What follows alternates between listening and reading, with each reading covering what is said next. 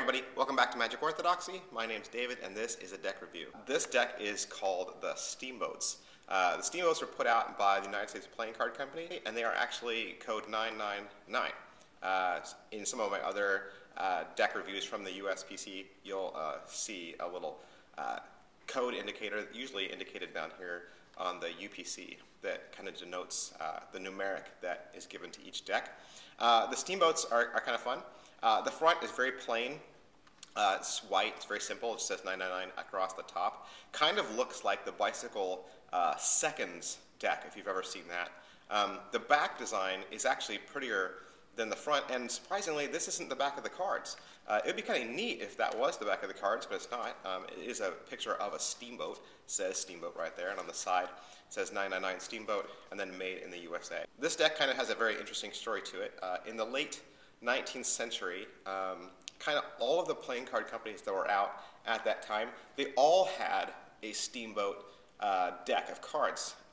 Usually, Steamboat meant it was the cheapest deck you could buy. Back then, they sold for as little as 5 cents a deck. And wouldn't that be nice if you could get a deck for a nickel? Russell and Morgan, they're the company that later became the United States Playing Card Company. They introduced this deck, their Steamboat deck, and they denoted it with the number 999. Now, it was the 5th line of cards that they came out with. So I don't really know where the 999 came from, and maybe if you know, you could tell us, because the way the USPC went was they had the Tiger deck, which was 101, the Sportsman deck was 202, then they had the Army-Navy set that came out, and they were 303, and Congress was 404, and then so when Steamboats came out, I don't know why they jumped to 999, but I guess that's how it went. This brand lasted for about 100 years. I'm serious. I bought this deck probably right before it was discontinued. I was able to get this deck in a grocery store. So like I said, it was one of those cheaper versions that you could pick up anywhere.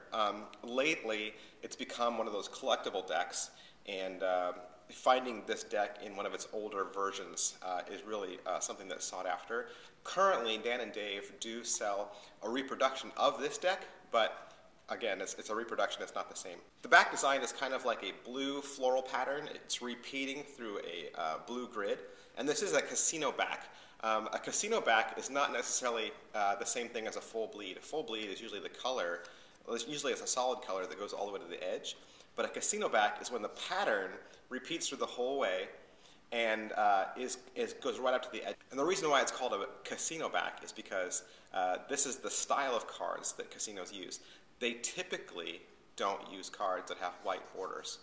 Cards that have white borders are easily identifiable by marking with your fingernail, or maybe even marking with maybe a device that you could have on the ball of your finger that you could write on, so that you could always find the aces or find the courts.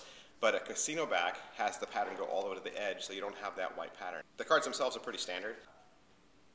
I don't think there's any variations in the pips or the court cards. It is a standard deck. And you will get an original Steamboat 999 Ace of Spades.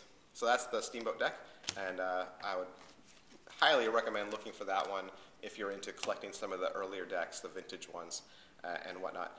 As always, please subscribe to this channel. It's the best way to not only stay in tune with what I'm putting out, but also because every subscriber of mine is entered into a monthly contest to win a free deck of cards. So if you'd like to win a free deck of cards, I would recommend subscribing.